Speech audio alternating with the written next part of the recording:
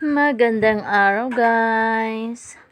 Ayan, magbiyahe na naman kami papunta sa aking kapatid.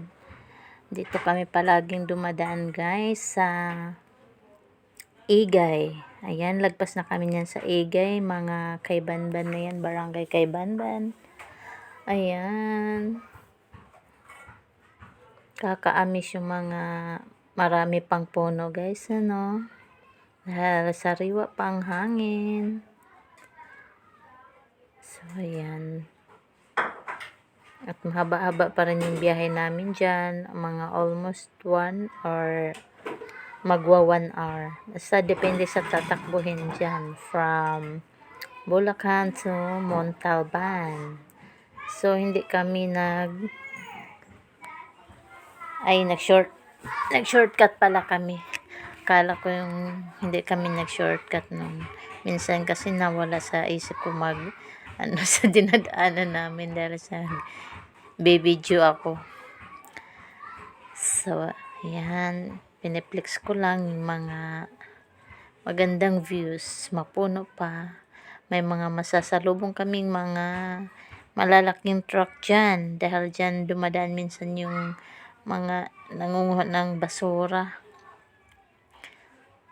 Lalo na doon na malapit na kami sa pupuntahan namin. Ako, sobra yung Pamontalban na ang lalaking truck na masasalubong namin. So, dahil pa kami, hindi pa kami yata sa kalagitnaan nito nung paglagpas pa lang namin ng Igay. So, ito guys. Yung mga masasalubong lang namin, mga private vehicles. Ayan, mayroong jeep na mamasahero. Ayan, may simbahan ka. Diyan Adventist na church yun.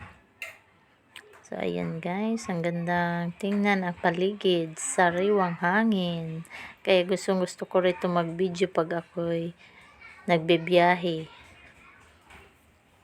Dahil ako sa presko ng hangin. Magandang view. So, ayan. May mga na dyan eh. Parang balang araw magiging na rito, syudad. Dahil parang unti-unti na siyang na-develop. Samantalang nung araw, nung una kaming pagdating dyan, nagdumadaan, hindi pa ganun kalawak yung kalsada. Yung madaanan lang ng 2 truck. Pero ngayon, malawak na talaga siya. Tapos, marami ng bahay na nililipat pamilya. Nililipat rin sa lugar rin namin sa Bulacan.